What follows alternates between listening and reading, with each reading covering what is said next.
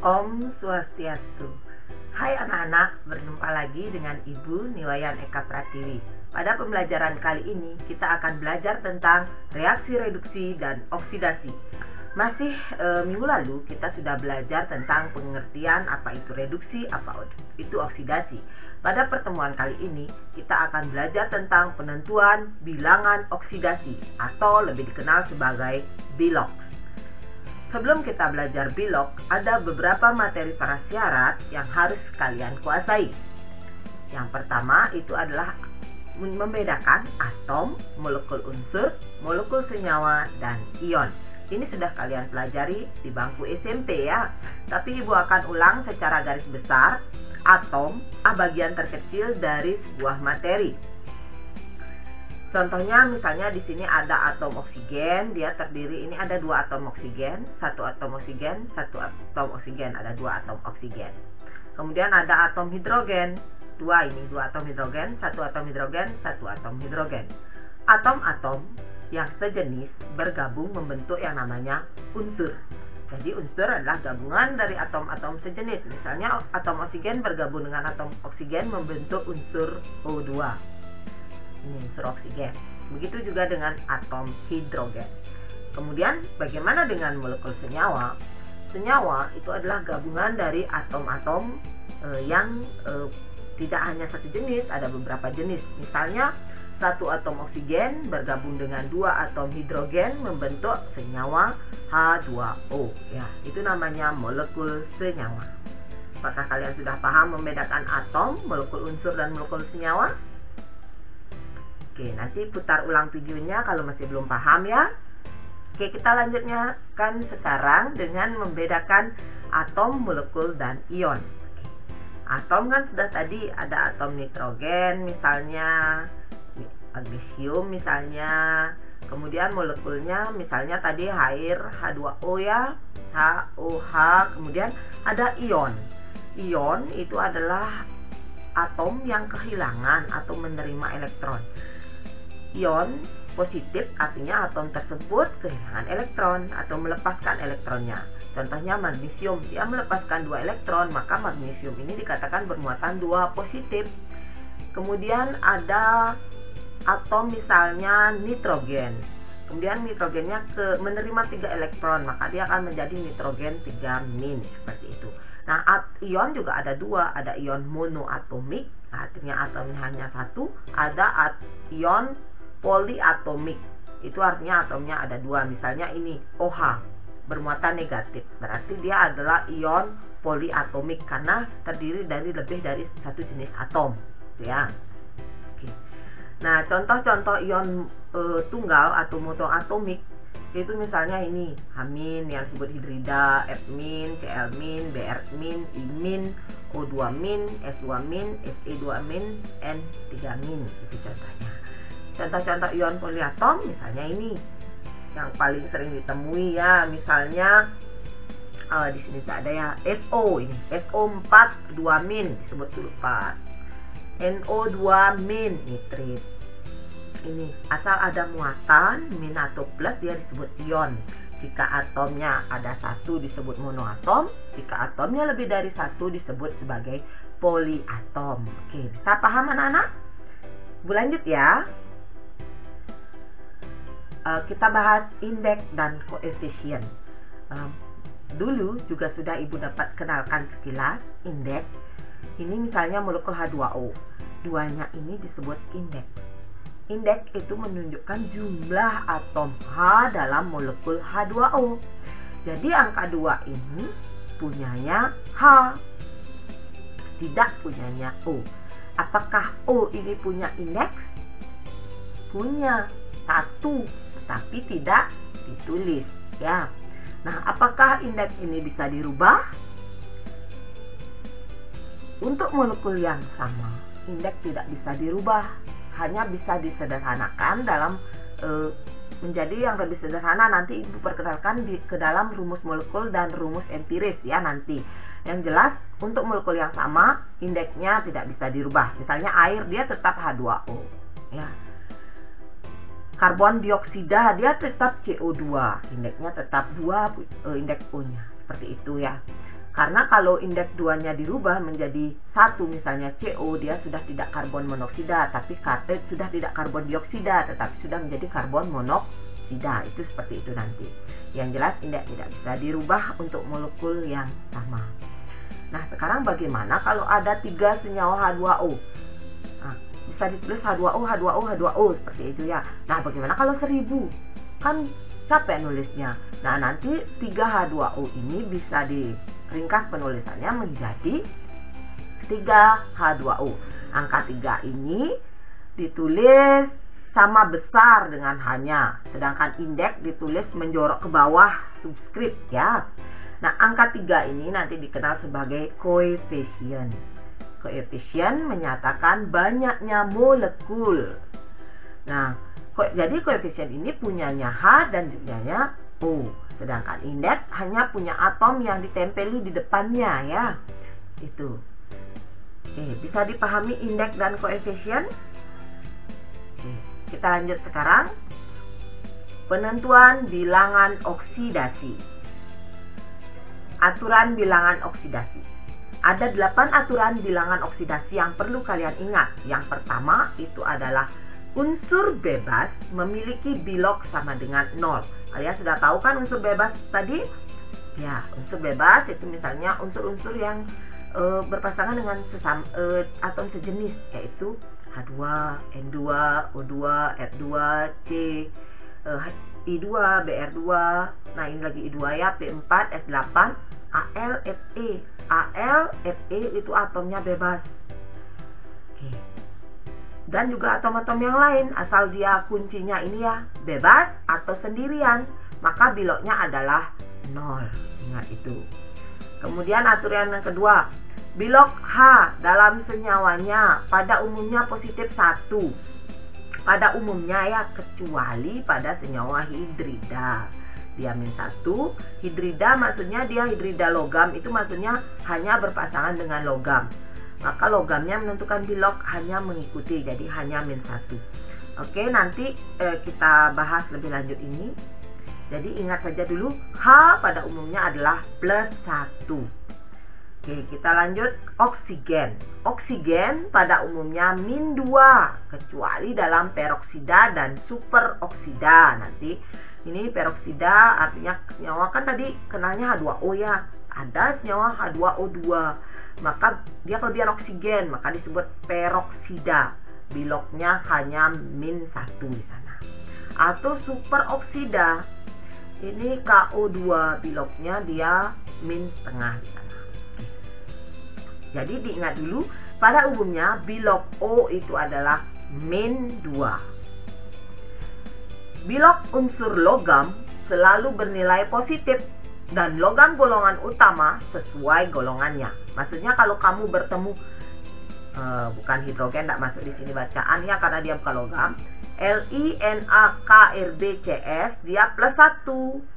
Kalau kamu bertemu BeMgCaSrBaRa itu golongan 2A, dia +2. Kalau BAlGaInTi +3. Bilog logam semuanya positif.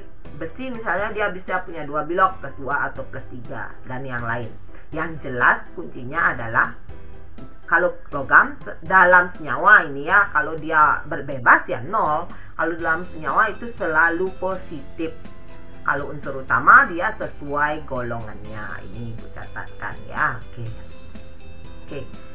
Kemudian bilog suatu unsur dalam ion monoatomik atau ion tunggal itu sama dengan muatannya. Maksudnya di sini Fe. Kalau dia sendirian 0, tapi kalau dia Fe3+, maka dia +3 bilognya sesuai muatannya. Begitu juga oksigen, kalau dia unsur O2 0, tapi kalau dia O2-, ya dia -2 sesuai muatannya. Cl-, maka dia -1 sesuai muatannya. Jadi unsur ion tunggal sesuai muatannya. Kemudian yang lanjut, bilog unsur golongan 7A pada umumnya -1, tetapi ada beberapa pengecualian karena bilog 7A itu bisa dari -1 sampai positif 5. Oke. Kita lanjutkan, bilog unsur dalam suatu senyawa itu adalah jumlahnya itu 0. Maksudnya begini, H2SO4. Ini kan terdiri hanya ada 2, S-nya ada 1, S-nya ada 1, O-nya ada 4. Jadi 2 kali bilog H hanya ada 2, tambah 1 kali bilog S, tambah 4 kali bilog O sama dengan 0. Ya, kamu masukkan angka-angkanya. Ya, pokoknya jumlah totalnya sama dengan 0. Oke, kalau ini CONH2 2 kali. Ada berapa C di sini? 1. O-nya 1. Ingat, indeks di kurung ini dibaca kali. Yang di belakang kurung ini punya semua yang ada dalam kurung. Jadi N-nya di sini ada 2. Hanya ada 2 kali 2, 4. Ya, ada 4. Jumlah semuanya itu sama dengan 0. Itu ini maksud aturan nomor 7. Oke, kita masuk aturan nomor 8. Jumlah bilog unsur-unsur dalam ion poliatomik sama dengan muatannya. Contohnya OH-. Nah, ini kan OH- terdiri dari O dan H. O-nya ada berapa? 1. Hanya ada berapa? 1. Berarti 1 kali bilog O ditambah 1 kali bilog H sama dengan -1. Ya, begitu. Kenapa -1 nggak 0? Karena sesuai muatannya, ada muatan di sini. Kalau yang sebelumnya, kenapa dia sama dengan 0? Karena di sini tidak ada muatan. Ya, di sini tidak ada muatan. Oke. Kita lanjut contoh yang kedua, SO4 2-. S-nya ada berapa? 1. O-nya ada berapa? 4. Berarti 1 kali bilog S tambah 4 kali bilog O jumlahnya sama dengan muatannya, -2. Seperti itu ya. Oke, kita langsung saja masuk ke contoh. Ibu contohkan. Oke, sini. H2SO4. Ada berapa H di sini? 2. Ada berapa S? 1. Ada berapa O? 4. Oke, Ibu sudah ringkaskan juga aturannya di sini. Nah, kita lihat dulu ini. Pertama, apakah dia ion apa senyawa netral? Oke, dia senyawa netral. Total senyawa sama dengan 0. Jadi Ibu tulis di sini, ganti dulu warna tintanya. Merah ya. Oke, ini sama dengan 0. Ini orek-orek ya. Oke, 0. Nah, di aturan antara ada berapa jenis atom di sini anak-anak? Benar, ada 3 jenis atom, yaitu H, S, dan O. Ada berapa H di sini? Ada nggak di aturan bilog H? Ada ya, ini ya. +1. Berarti hanya di sini +1. Oke. Ini jelek sekali tulisan +1-nya. Saya ulang ya. +1 ya. Oke. Kemudian bilog apa lagi ada di sini di aturan? O ya, O. O-nya -2. Di sini -2. -2. Oke, sekarang kita jumlahkan ya. O-nya hanya ada berapa? 2 kan? +1 kali 2 berapa? Ya benar, +2. Oke. O-nya bilognya 1 itu -2. Ada berapa O di sini? 4. -2 kali 4 -8. Sekarang kita jumlahkan. +2 tambah -8 itu adalah -6. -6 ya. Ini dari sini tuh -6. -6 ditambahkan berapa biar hasilnya 0? Betul, ditambahkan +6 ya di sini. Sehingga jumlahnya +2 +6 -8 tuh sama dengan 0. Nah, +6 ini punyanya siapa? Ya punyanya S. Ada berapa S di sini? Tidak ada di sini, artinya indeksnya 1. Berarti dia di sini adalah +6. Maka bilog H adalah +1, bilog S +6, bilog O -2. Oke. Bisa dipahami? Oke, kita lanjut ya. Oke, kita lanjut atom yang lain sekarang. Senyawa yang lain. Oke, Totalnya di sini juga tidak bermuatan, berarti totalnya juga sama dengan 0. Mana yang ada di aturan? H ya, plus 1. Oke. Analogi yang ada di aturan? Oh ya, min 2. CR apakah ada di aturan? Tidak ada ya. Oke, sekarang plus 1 kali 2. Plus 2. Oke. O-nya ada berapa? 7. Min 2 kali 7, min 14. Oke, coba lihat di sini. Plus 2, min 14, berarti min 12. Berarti biar jadi 0 harus ditambah 12 ya. Plus 12. Nah, plus 12 ini punya siapa? Punyanya CR. Ada berapa CR di sini? Ada 2 CR. Berarti plus 12 harus dibagi 2 untuk menentukan satu CR-nya. 12 dibagi 2 ya 6 plus 6. Berarti belok A di sini plus 1, belok CR plus 6, belok O min 2. Yang di atas ini namanya ora-ore ya, bisa dihapus nanti. Oke, paham kalian? Kita latihan lagi. Oke, contohnya ini misalnya. Apakah sekarang dia adalah sama dengan 0? Tidak ya, karena di sini sekarang kita membahas ion poliatom. Ada lebih dari satu atom, yaitu atom Mn dan atom O. Ada muatannya, berarti dia disebut sebagai ion poliatom. Berarti sama dengannya di sini muatannya min, di sini artinya min 1. Mana yang ada di aturan?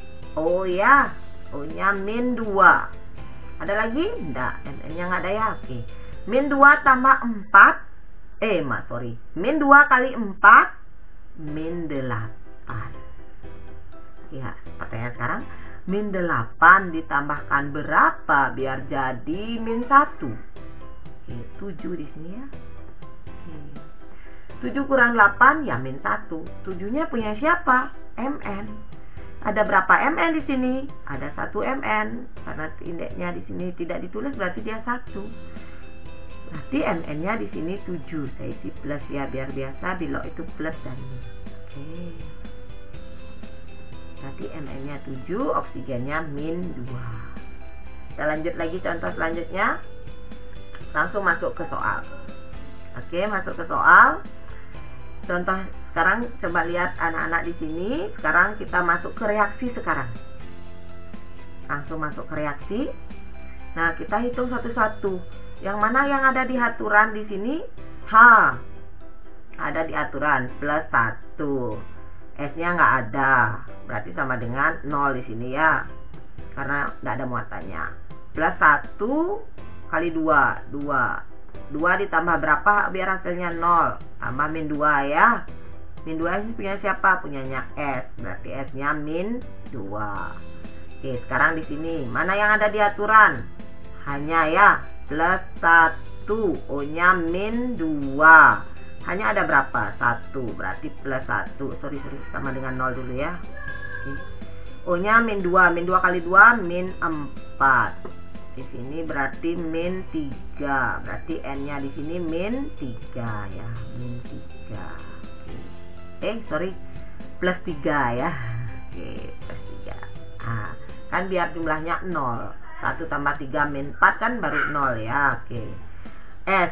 S-nya di sini dia unsur bebas, sendirian kan? Nggak ada diajak, karena sudah ini dipindahkan, pisahkan tanda panah, berarti sudah unsur lain ini. Berarti dia beloknya 0. NO, mana yang ada di aturan? O min 2. Sama dengan 0. Min 2. Kan O-nya hanya 1, berarti di sini plus 2. Plus 2 min 2 kan baru 0, berarti N-nya di sini plus 2. Nah, di sini keduanya ada di aturan min 2 plus 1. Oke. Sampai sini paham anak-anak? Lanjut. Oke, Ibu sudah salin ya seperti ini. Nah, sekarang coba kalian lihat ada yang berubah biloknya di sini. H misalnya, kita cek H plus 1, di sini juga plus 1, berarti nggak berubah. Juga di sini plus 1. S kita cek. S-nya di sini min 2. Kemudian di sini 0. Berarti kan berubah ya. Oke. H sudah dicek tadi. N sekarang N-nya plus 3 di sini. Di sini plus 2. Berarti kan berubah ya. Oh, sekarang di sini min 2, min 2, min 2 enggak berubah. Oke, kita lihat. Nah, untuk menjawab pertanyaan ini ada beberapa konsep untuk mengetahui zat yang mana yang mengalami oksidasi, zat mana yang mengalami reduksi, hasil oksidasi, hasil reduksi, oksidator dan reduktor. Kalian pelajari dulu konsep ini. Dulu kan sudah belajar juga apa itu reduksi. Reduksi adalah penurunan bilangan oksidasi, sedangkan oksidasi adalah peningkatan bilangan oksidasi. Oksidator adalah zat yang mengalami reduksi, sedangkan reduktor adalah zat yang mengalami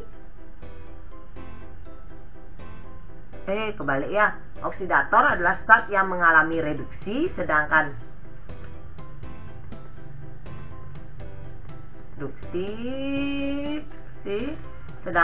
reduktor adalah zat yang mengalami oksidasi. Kebalik dia. Nah, sekarang coba lihat di sini. Kita lihat H2S di sini hanya itu berubah kan? Coba lihat yang mana berubah, S-nya berubah. Kita cek dan O-nya, N-nya. Kita cek N-nya dulu. N-nya dari plus 3 menjadi plus 2. Nah, apa turun? Plus 3 menjadi plus 2, turun. Ya, namanya nanti reduksi, penurunan bilangan oksidasi, namanya reduksi. Oke, sekarang S-nya. Naik apa turun? Dari min menjadi 0. Dari min menjadi 0, naik namanya ya, peningkatan bilog. Namanya adalah oksidasi. Jadi zat yang mengalami oksidasi siapa? Ini yang oksidasi, zat yang mengalami oksidasi ya H2S. Zat yang mengalami reduksi siapa? Ya, HNO2. Zat yang hasil oksidasinya ini, oksidasi hasilnya adalah S. Reduksi hasilnya adalah NO. Oksidator adalah zat yang mengalami oksidasi. Berarti siapa? Oksidator adalah zat yang mengalami reduksi. Jadi oksidatornya adalah HNO2. Sedangkan reduktor adalah zat yang mengalami oksidasi. Kebalik ya, maka dia adalah H2S. Oke, seperti itu. Nah, lanjut sekarang. Nah, contoh selanjutnya, reaksi selanjutnya. Oke, Cl2. Berapa bilognya anak-anak? Tergolong mana nih? Oke, unsur bebas. Bilognya 0. Oke, kemudian NaOH. Koefisien kita abaikan dulu di sini ya. NaOH. Mana yang ada di aturan? Nih, Na. Plus 1. Oke. O ada di aturan? Ada, min 2. H ada di aturan? Ada, plus 1. Na ada di aturan? Ada, ini ya, plus 1. Cl tidak ada ya, sama dengan 0. Plus 1 ditambahkan berapa biar hasilnya 0 ya, min 1. Jadi Cl nya di sini min 1. Na ada di aturan, plus 1. O min 2. Oke, sama dengan 0. Plus 1 min 2. Berarti di sini min 1 biar 0 ya, di sini plus 1 biar 0 ya. Oke, plus 1 biar 0. Berarti dia Cl-nya di sini plus 1. Hanya ada di aturan plus 1 0. Min 2. Sorry. Min 2. Oke, ibu sudah salinkan ini. Ya. Ini salah salin. Ini harusnya min 2. Oke, sekarang kita lihat siapa yang berubah. Cl-nya berubah ya. Cl dari 0 menjadi plus 1. Kemudian juga min 1 kemudian berubah menjadi plus 1. Na berubah? Enggak. O Enggak, masih min 2. H masih plus 1 ya, berarti ini aja yang berubah. Oke, masih pertanyaannya seperti tadi, konsepnya masih seperti tadi. Ini masih salah juga ya. Ini namanya yang mengalami reduksi. Ini yang mengalami oksidasi. Sulit sekali menulis pakai pen. Oke, kita lihat Cl sekarang dia turun sekaligus naik.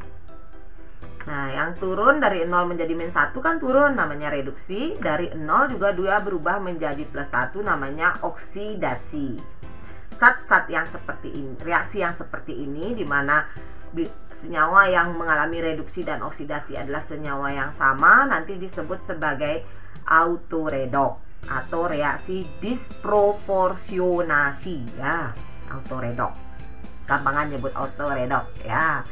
Oke. Nah, sekarang zat siapa yang mengalami oksidasi ya? Cl2. Zat siapa yang mengalami reduksi? Juga Cl2. Hasil oksidasinya NaClO. Hasil reduksinya NaCl. Oksidatornya zat yang mengalami reduksi juga Cl2. Reduktor zat yang mengalami oksidasi juga Cl2. Paham anak-anak? Oke, lanjutkan nanti dengan latihan soal. Sekian pembelajaran kita hari ini. Ingat, belajar adalah pintu gerbang kesuksesan. Bye-bye.